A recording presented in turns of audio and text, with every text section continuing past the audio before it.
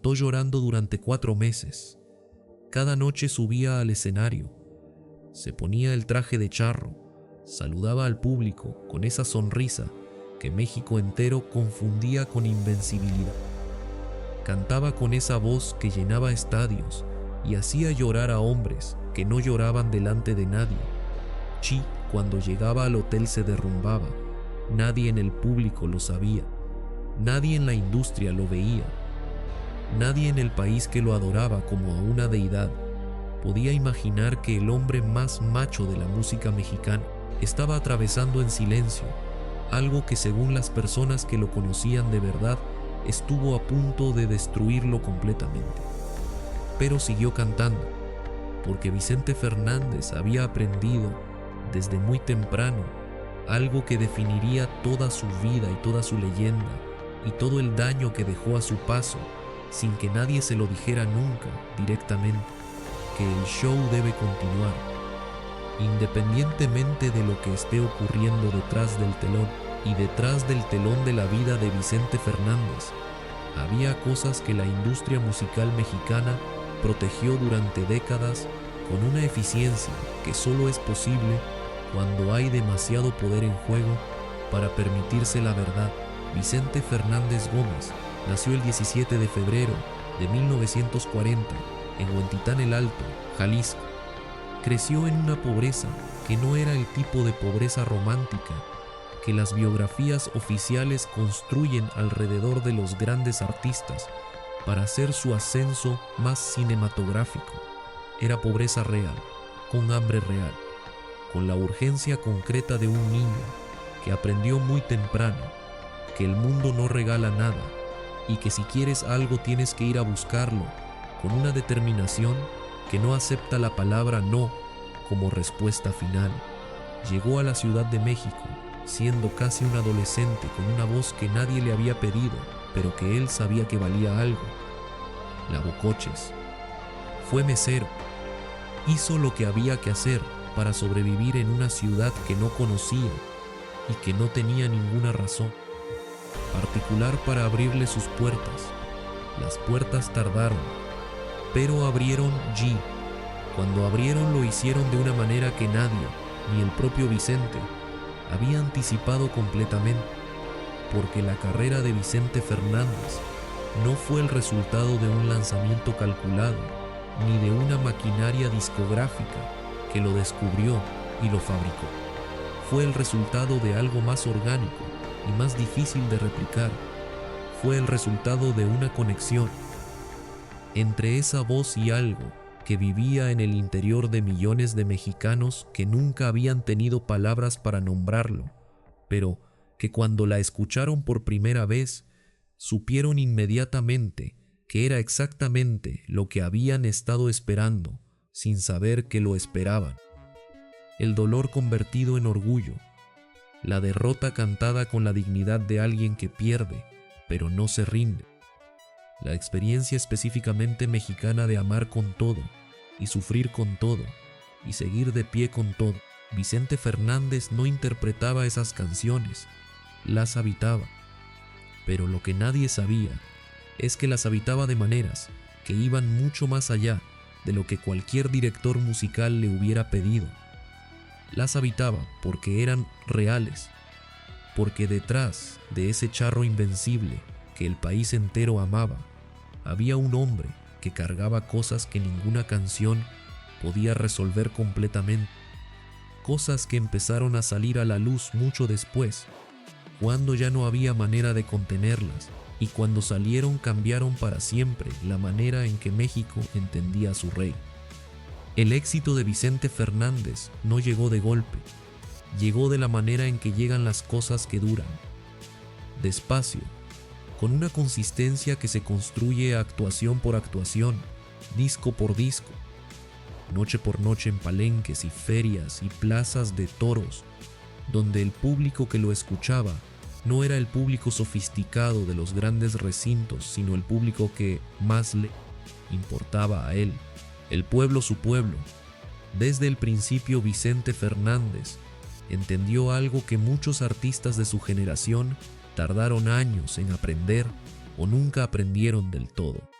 que la fama construida desde abajo tiene raíces que la fama fabricada desde arriba nunca puede tener, que el público que te encuentra por sí mismo te cuida de una manera diferente al público que te es entregado por una campaña de promoción, así que trabajó con una disciplina que las personas que lo conocieron describían con una mezcla de admiración y algo que se acercaba al asombro.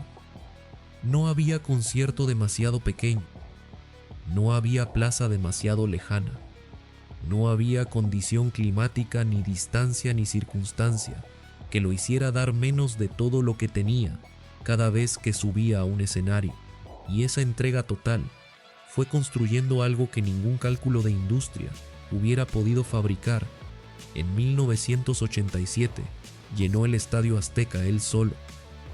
80,000 personas cantando al mismo tiempo, con una emoción que los testigos de esa noche describieron décadas después como algo sin comparación. No era un concierto, era un ritual colectivo. Era México mirándose en el espejo de una voz y reconociéndose en lo que veía.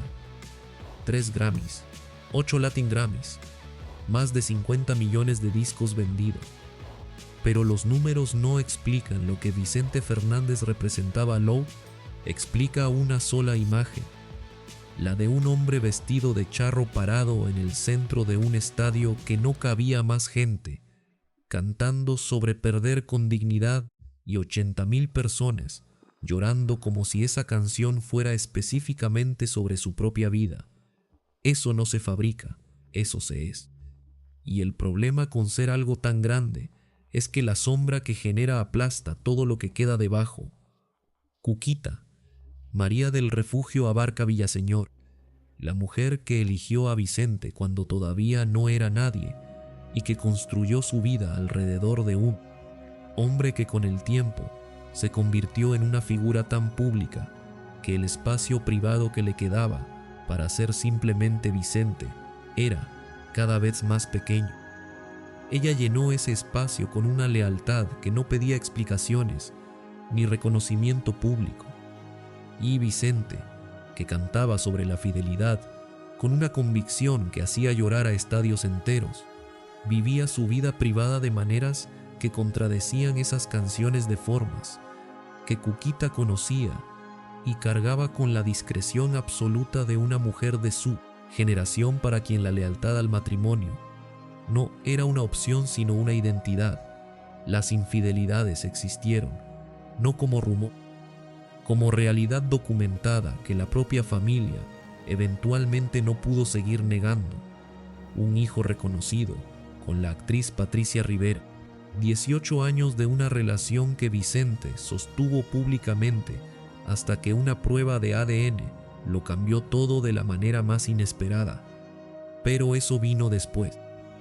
Primero vino algo que Vicente Fernández nunca anticipó que pudiera pasarle, algo que ocurrió dentro de los muros del rancho que había construido como símbolo de todo lo que había logrado desde Huentitán el Alto, algo que lo dejó completamente indefenso por primera vez en su vida y que reveló que las sombras más oscuras de la historia de los Fernández no venían de afuera, venían de adentro, Jumblaulos.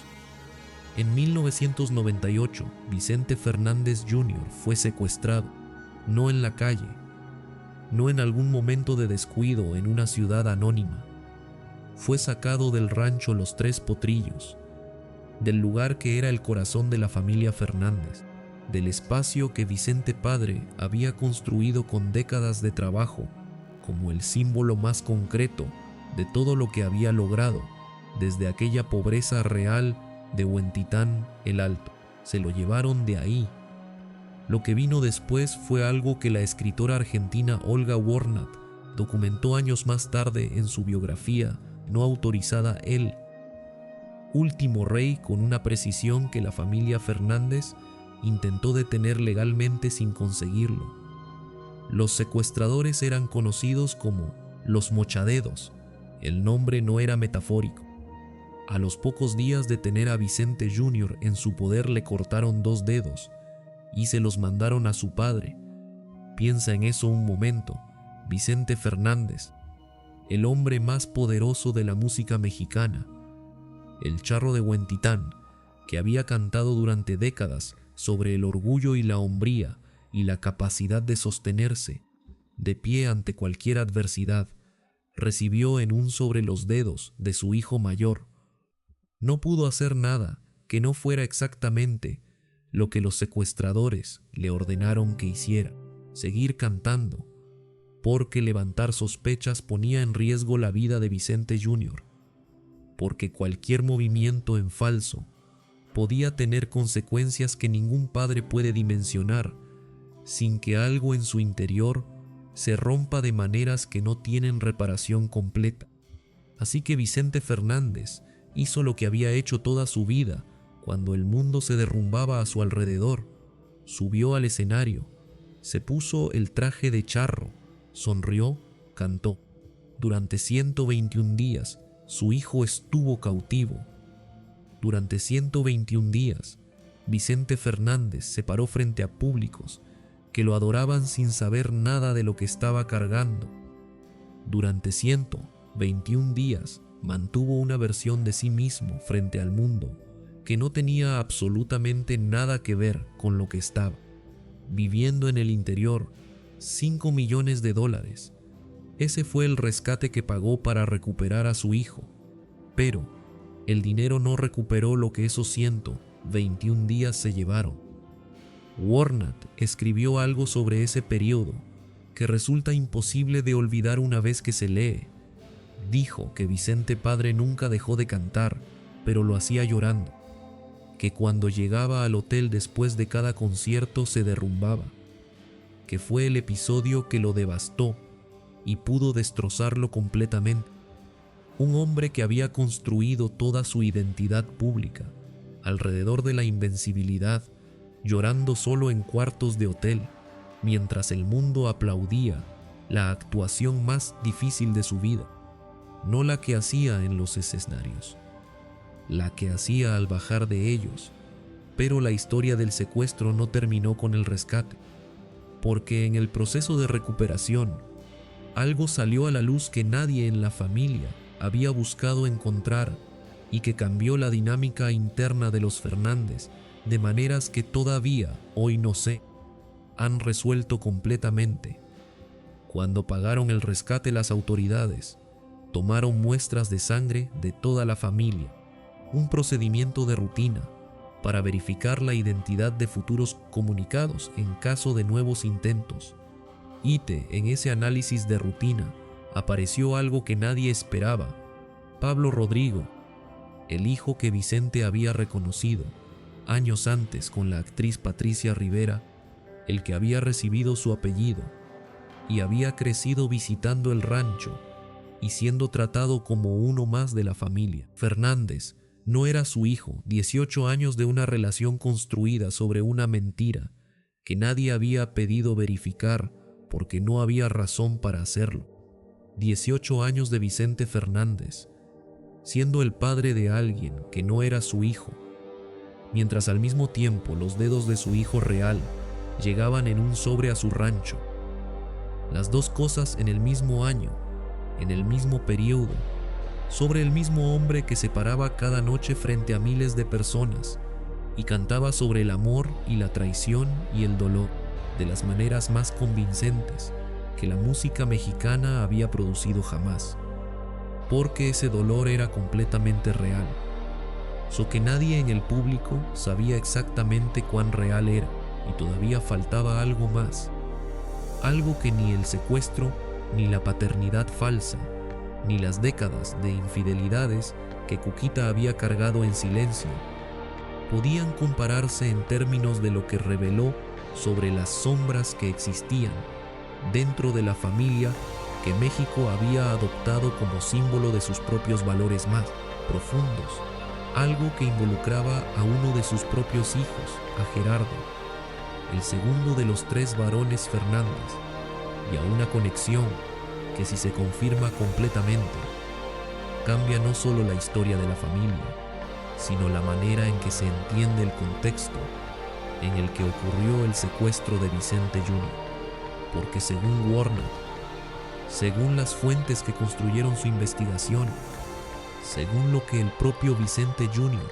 llegó a creer con el tiempo, el secuestro de su hijo mayor no fue un acto aleatorio de la delincuencia organizada, fue algo mucho más cercano, y esa sospecha que Vicente Jr. cargó durante años es la herida más profunda y más silenciosa de toda esta historia, la que explica por qué aquella familia que México veía como símbolo de unidad y orgullo nunca volvió a ser la misma después de 1998, y la que revela que el hombre que cantaba sobre la lealtad y el amor y la familia con más convicción que nadie en la historia de la música mexicana vivía en el interior de una historia que contradecía todo eso de maneras que ninguna canción podía resolver. Eso viene en la siguiente parte. Gerardo Fernández es el hijo del que menos se habla, no el más famoso, no el que heredó la voz, no el que llenó estadios siguiendo los pasos de su padre. Gerardo es el que operó siempre desde un segundo plano, que desde afuera parecía discreción, pero que desde adentro, según las personas que conocían la dinámica familiar, tenía una lógica completamente diferente. Era el que manejaba el dinero, el que administraba el rancho, el que tomaba decisiones sobre el patrimonio familiar con una autoridad que Vicente padre le había otorgado de maneras que sus hermanos no siempre entendieron ni aceptaron completamente. Y según Olga Warnat, según las fuentes que construyeron su investigación durante años dentro del círculo más cercano a la familia, Gerardo Fernández tenía una relación con el mundo del narcotráfico que iba más allá de lo que cualquier empresario rural de Jalisco podría justificar como contacto inevitable con las realidades del entorno, específicamente con Ignacio Nacho Coronel, uno de los capos más importantes del cártel de Sinaloa en ese periodo. Warnat no presentó esto como rumor, lo presentó como el resultado de una investigación construida sobre testimonios de personas con acceso directo al entorno familiar, y lo que esa investigación sugería sobre la conexión entre esa relación y el secuestro de Vicente Jr. es lo que convirtió a El Último Rey en el libro más polémico y más combatido de la historia del espectáculo mexicano reciente, porque la pregunta que planteaba no era pequeña. ¿Había participado Gerardo Fernández en el secuestro de su propio hermano? Vicente Jr. lo creyó, no de manera inmediata, no en el momento en que fue liberado, cuando el agotamiento y el trauma de 121 días de cautiverio no dejaban espacio para nada más que el alivio de estar vivo, sino con el tiempo. Conforme los detalles del secuestro fueron haciéndose más claros, conforme las personas cercanas al caso empezaron a hacer preguntas que llevaban siempre hacia el mismo lugar incómodo, Warnat fue directa en su declaración pública sobre esto. Dijo que gente muy adentro de la familia Fernández le confirmó que Vicente Jr. al día de hoy seguía creyendo que Gerardo tenía que ver con su secuestro. Esa frase, esa sola frase, es la que convierte la historia de los Fernández de una narrativa de familia exitosa, con algunas sombras, en algo completamente diferente, en la historia de un hombre que construyó un imperio y que dentro de ese imperio se estaban moviendo cosas que ni su nombre, ni su fama, ni sus 5 millones de dólares pudieron controlar. Vicente padre sabía algo de todo esto, no podía no saberlo. Tenía la inteligencia y la experiencia y los contactos para entender qué estaba ocurriendo a su alrededor con una claridad que su imagen pública de charro simple del pueblo no reflejaba completamente. Era un hombre de negocios extraordinariamente hábil que había construido desde cero un patrimonio que la escritora argentina describió como incalculable. Ese tipo de hombre no vive ajeno a las realidades del entorno en el que opera. Pero hay cosas que un padre no puede mirar de frente. Hay preguntas que un hombre que ha construido toda su identidad alrededor de la familia no puede hacerse sin que la respuesta destruya algo que no tiene reemplazo. Yo, Vicente Fernández, que había cantado durante décadas sobre enfrentar la verdad con valentía, eligió en este caso específico no hacer esa pregunta, o si la hizo, eligió no hacer nada con la respuesta. Lo que ocurrió con la relación entre Vicente Jr. y Gerardo después de 1998 es uno de los territorios más opacos de toda esta historia. No hay declaraciones directas que documenten completamente la dinámica entre los dos hermanos en los años que siguieron. Lo que hay son indicios, silencios elocuentes, ausencias en eventos familiares que antes eran obligatorios, una distancia que las personas cercanas a la familia percibían, pero que nadie nombraba directamente, y la predicción que Warnat hizo en vida de Vicente padre, que el día que Vicente Fernández no estuviera, no habría posibilidad de unión en esa familia, que quien se quedaría con la fortuna incalculable sería Gerardo, que el gran heredero musical era Alejandro, pero el gran heredero económico era el hijo del que nadie hablaba. Alejandro Fernández merece un momento en esta historia, porque el potrillo es simultáneamente la parte más visible del legado de Vicente y la parte más complicada de su relación paterna.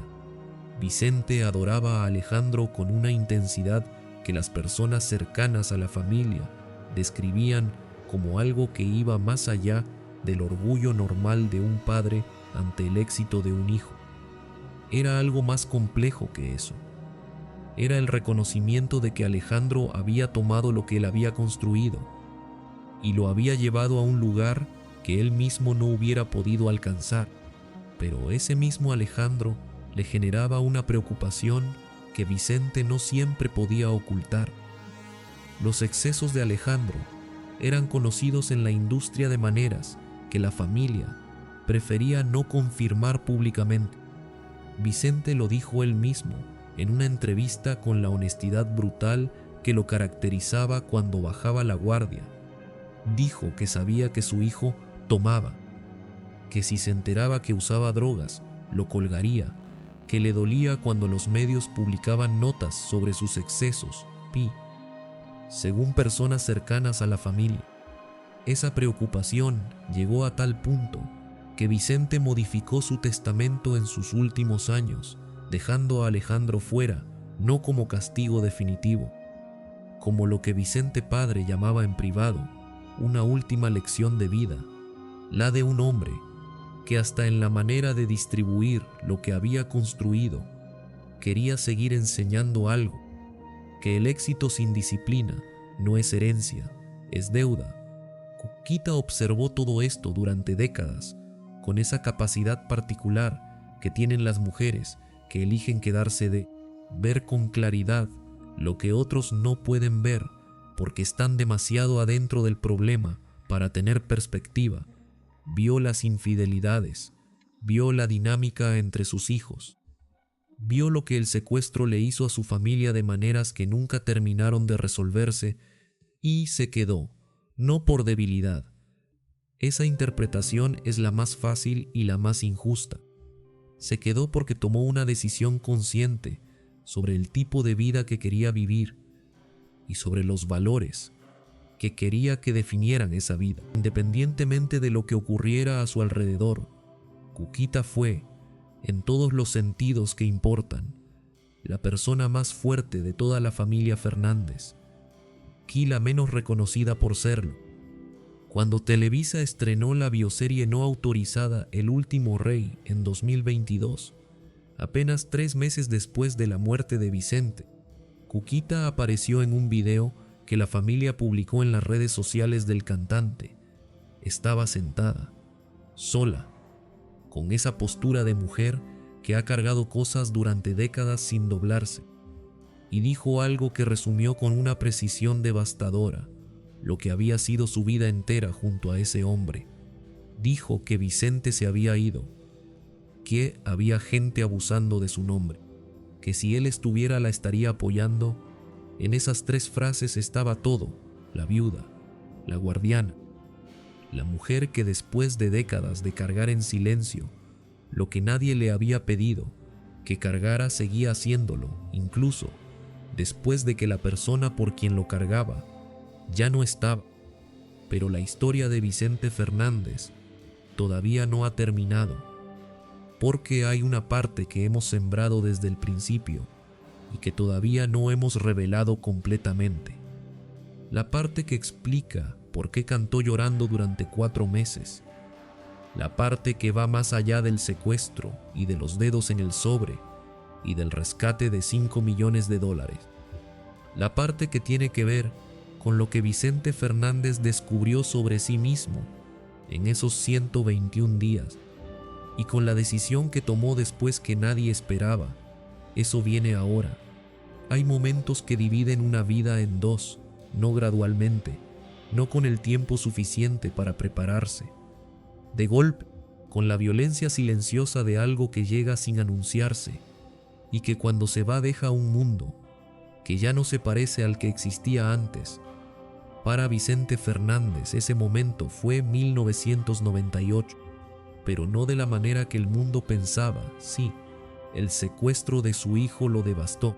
Sí, los 121 días de cautiverio y los dedos en el sobre y los $5 millones del rescate dejaron cicatrices que nunca sanaron completamente.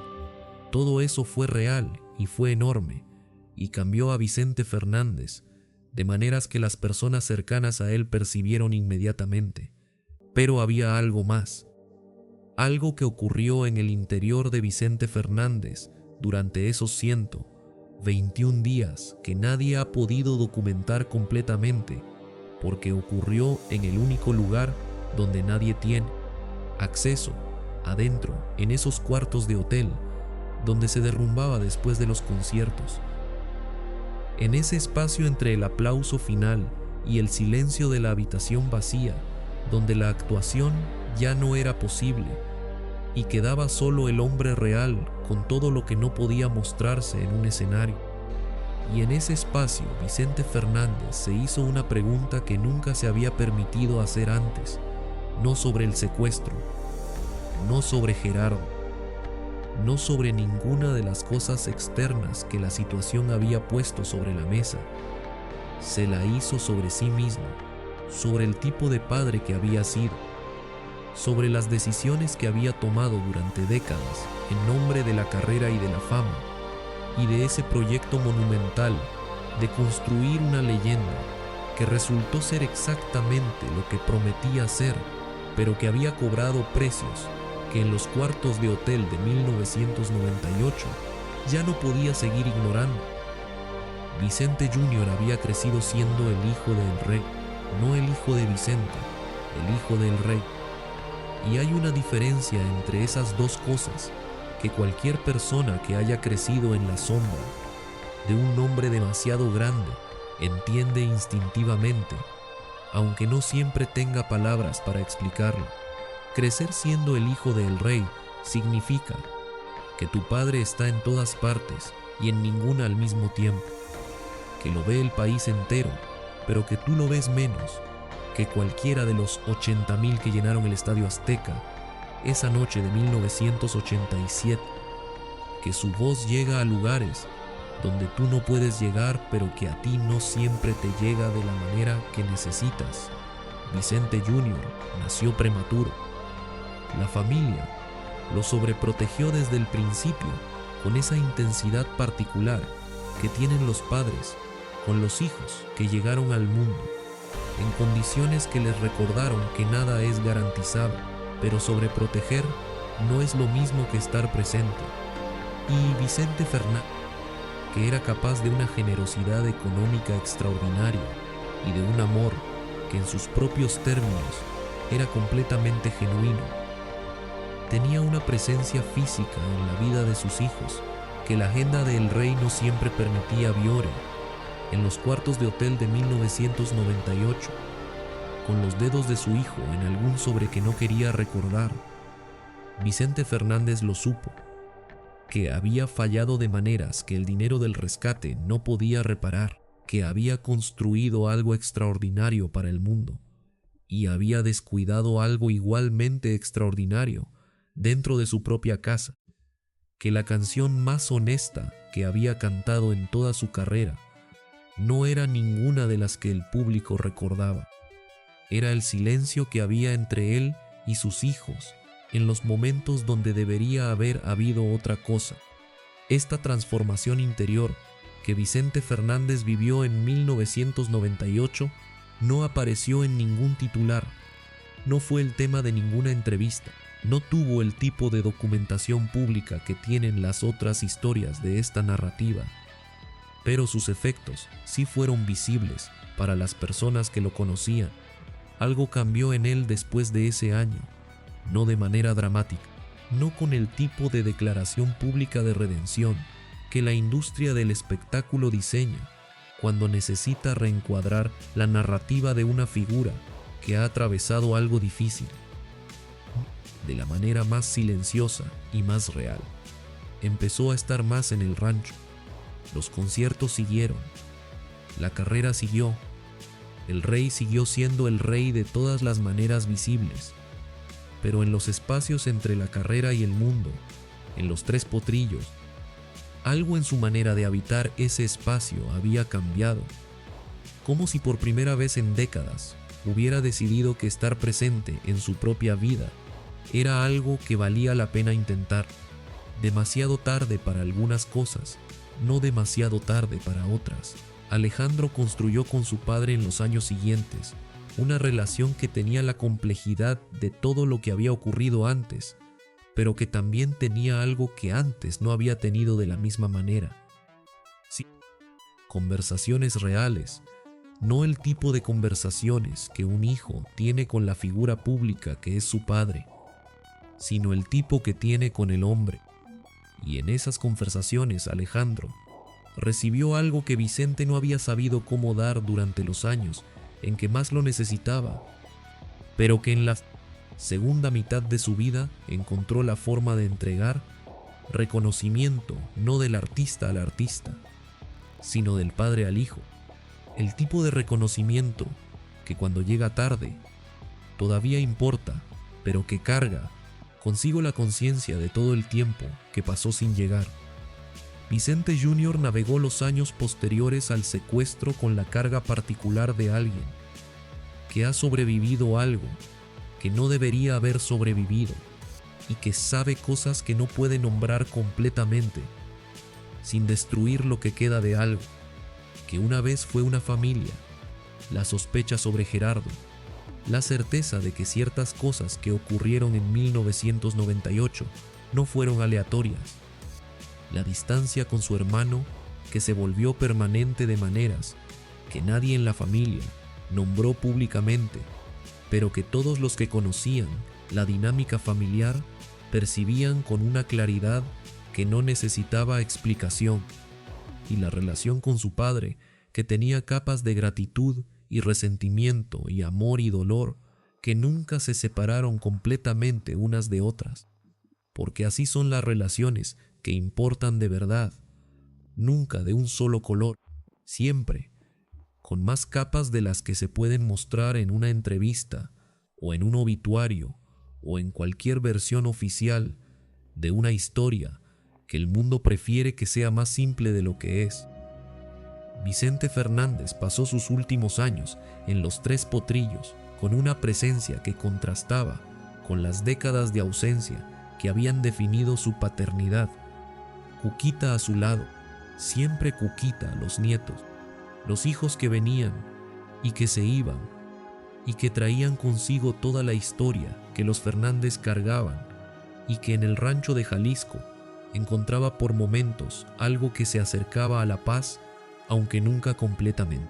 Y la música, siempre la música, que en los últimos años no era la música de los estadios, sino algo más íntimo, más parecido a lo que la música había sido para él antes de que se convirtiera en una industria y en una identidad nacional y en el peso específico de ser el rey, más parecida a lo que había sido en Huentitán el Alto, cuando era solo un niño que tenía una voz y no sabía todavía lo que esa voz le iba a costar.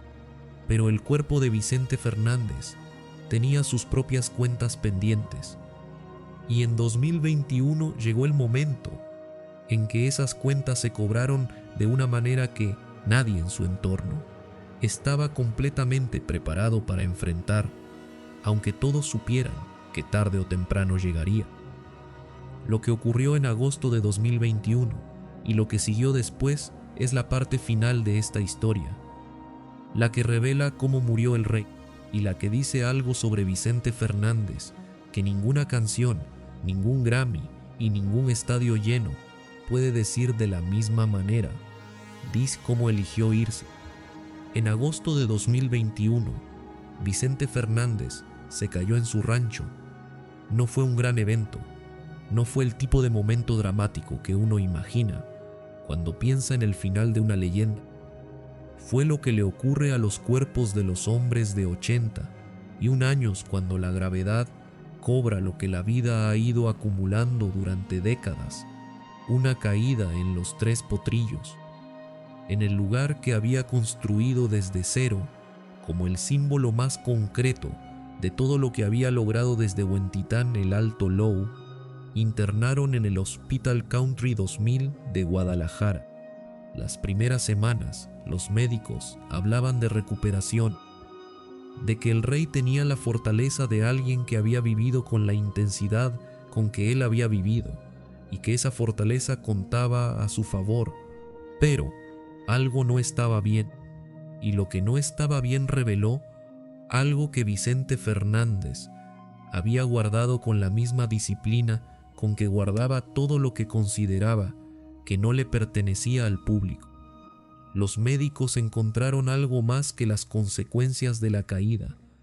Encontraron una condición neurológica que llevaba tiempo desarrollándose en silencio: síndrome de Guillain-Barré, una enfermedad que ataca el sistema nervioso periférico y que en su forma más severa puede dejar a una persona completamente paralizada mientras su conciencia permanece intacta. Vicente Fernández, que había llenado estadios con su presencia física, que había construido toda una identidad alrededor de la imagen del charro invencible, parado en el centro del escenario, estaba paralizado en una cama de hospital, consciente, completamente consciente, viendo el mundo desde la inmovilidad absoluta. La crueldad específica de esa situación para un hombre de su temperamento es algo que no necesita explicación. Cuquita se instaló en el hospital, no de manera ocasional, no con las visitas regulares que las familias hacen cuando uno de los suyos está hospitalizado. Se instaló, durmió ahí, convirtió ese espacio clínico en algo que se pareciera lo más posible a estar en casa, porque eso era lo único que podía darle en ese momento. 50 y tantos años de matrimonio destilados en una mujer que se negaba a dejar solo a su marido en el peor momento de su vida, independientemente de todo lo que ese matrimonio había contenido.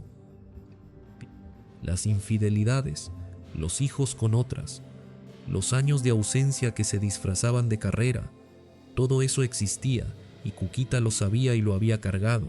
Y aún así estaba ahí, porque hay tipos de amor que no se explican con la lógica de lo que se merece o no se merece, que existen más allá de los cálculos del agravio y la reparación, que son simplemente lo que son con toda la complejidad que eso implica. Los hijos vinieron, Alejandro, que viajó desde donde estuviera cada vez que pudo, Vicente Jr., con toda la historia que cargaba entre él y su padre, y que en esa habitación de hospital encontró una forma de existir que fuera del rancho hubiera sido más difícil de sostener. Gerardo, que también estaba, que también venía, y cuya presencia en ese espacio tenía una textura que las personas que conocían la historia de la familia percibían aunque nadie la nombrara.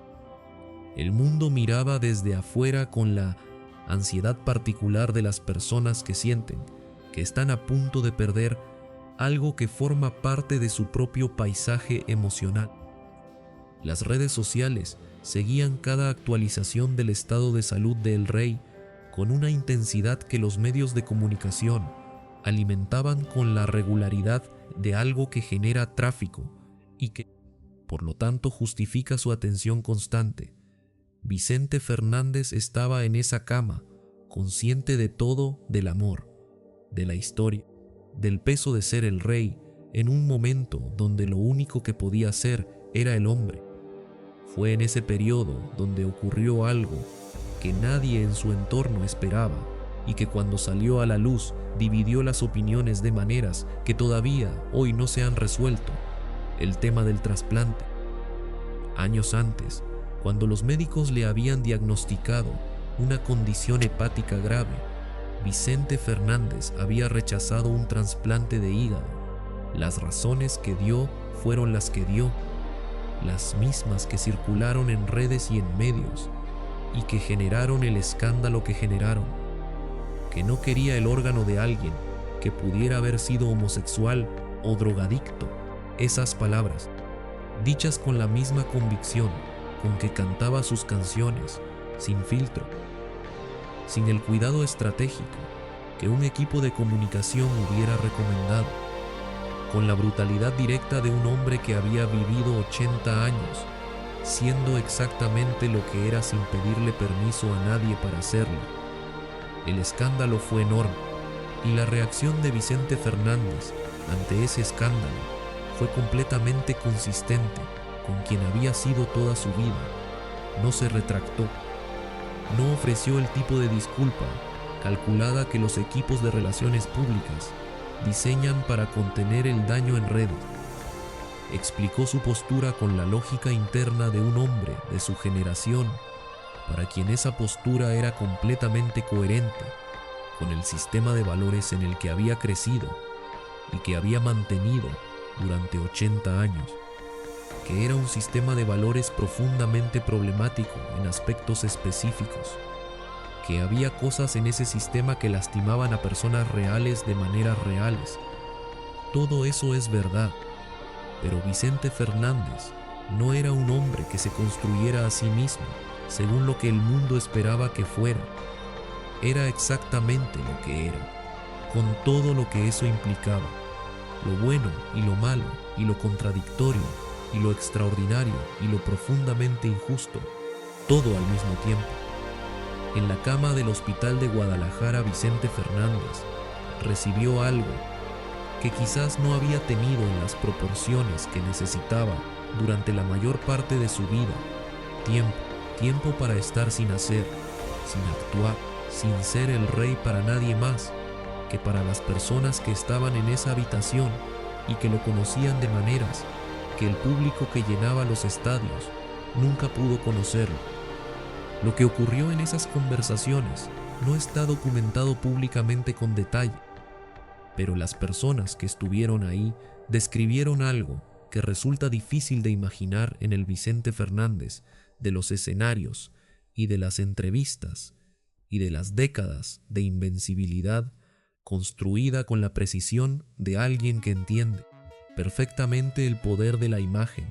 Describieron a un hombre vulnerable, no de la manera que la enfermedad hace vulnerable a cualquier persona, sino de una manera más profunda, más parecida a alguien que en el silencio obligatorio de una cama de hospital está haciendo las cuentas de una vida y encontrando en esas cuentas cosas que en el movimiento constante de 80 años de carrera había podido ignorar, y encontrando también en ese mismo balance cosas que pesaban de una manera diferente: las canciones que habían acompañado a generaciones de mexicanos en los momentos más importantes de sus vidas, la voz que había llegado a lugares donde ningún otro artista de su país había llegado, el rancho construido desde cero, los hijos, los nietos, Cuquita a su lado después de todo, un hombre que había llegado a la Ciudad de México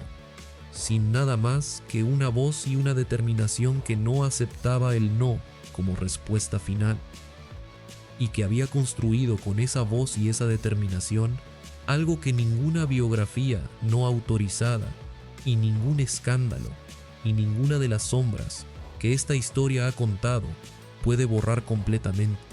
Una leyenda real, con raíces reales en el dolor real de personas reales. El 12 de diciembre de 2021, Vicente Fernández murió, el día de la Virgen de Guadalupe, como si el destino hubiera tenido también su sentido del simbolismo. México lo lloró con la intensidad que reserva para las pérdidas que se sienten personales, aunque la persona que se fue fuera un desconocido. Las redes se llenaron de Volver y de El Rey y de todas las canciones que el país había usado durante décadas para decir cosas que no sabía decir de otra manera. Tenía 81 años y había vivido cada uno de ellos con una intensidad que muy pocas personas alcanzan en toda una existencia.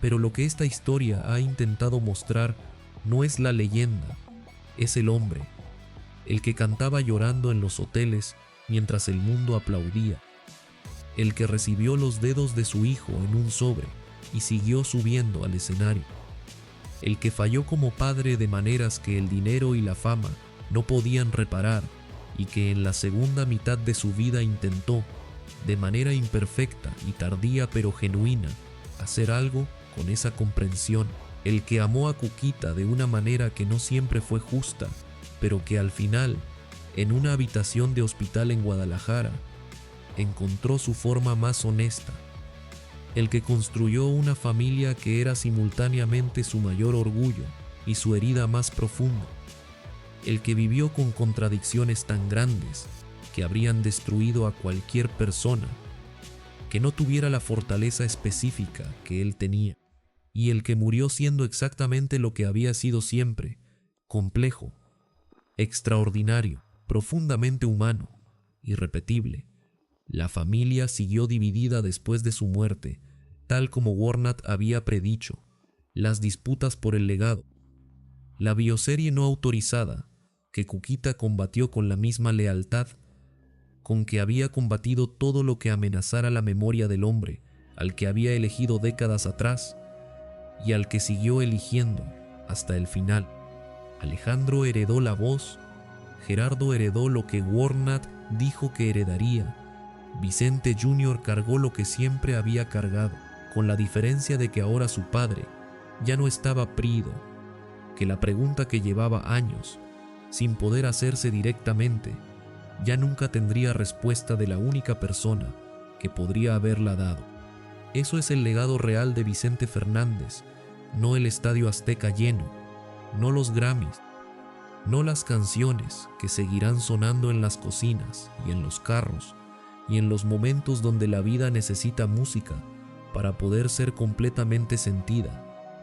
El legado real es la historia completa, con sus luces que fueron extraordinarias y con sus sombras que fueron igualmente reales, porque así fue él, y pretender otra cosa sería hacerle exactamente el tipo de flaco favor que él nunca se hizo a sí mismo.